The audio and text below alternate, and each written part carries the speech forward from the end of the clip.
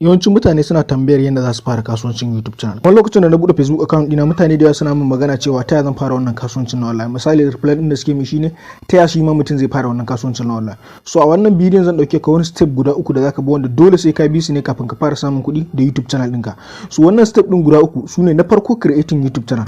Misali shine idan na shiga account dina na YouTube haka.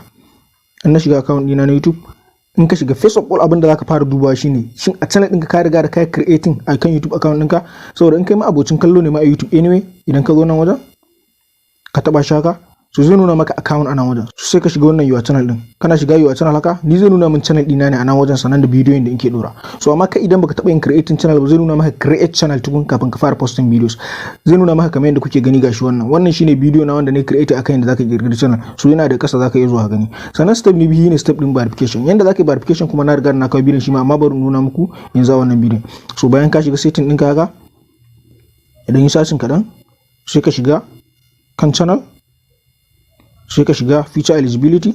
So idan muka zo daga nan zaku gashi suna min duka enable ne. So kana taba wannan na tsakiya daga nan wajen zai nuna maka gashi nan verify phone number. So ku gashi ya riga da ya making. Saboda verify phone number ka shi zai baka dama ka dinga adding thumbnails da kuma sannan wasu features da za su bude maka sai ka yi verify phone number ka.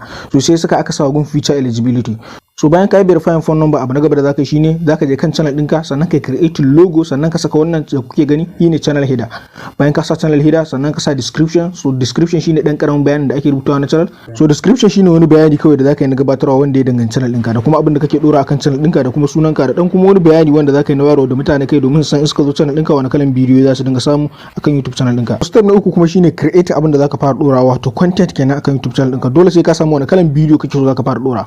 Comedy ne kuma wani kalan comedy in ma technology ne in ma technical videos ne irin na tech da application. Kasancewar waɗannan sune steps na farko da zaka fara bi domin fara samun kuɗi da YouTube channel. Zan baka wani shawara idan har ka san kana da sha'awar samun kuɗi ne online ba wai sha'awar fara buɗe YouTube channel ba, zai bi maka a ce ka je ka fara order online businesses misali irin order platforms irin su crypto ko kuma ka fara irin platforms wanda ake referral ake samun kuɗi.